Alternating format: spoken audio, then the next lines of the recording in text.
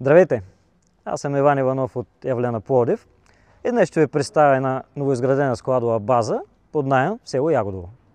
Обектът е разположен в парцел от 2500 квадрата на главния път, предоставящ лесен достъп за тежкотоварни автомобили и отлични условия за логистика и складиране. Складовата база е чисто нова и се състои от две помещения. Първото помещение е с площ от 236 квадрата и максимална височина от 6 метра и половина. Разполага с два входа за тирове, дограма 4 сезона и термопанели за оптимална термоизолация.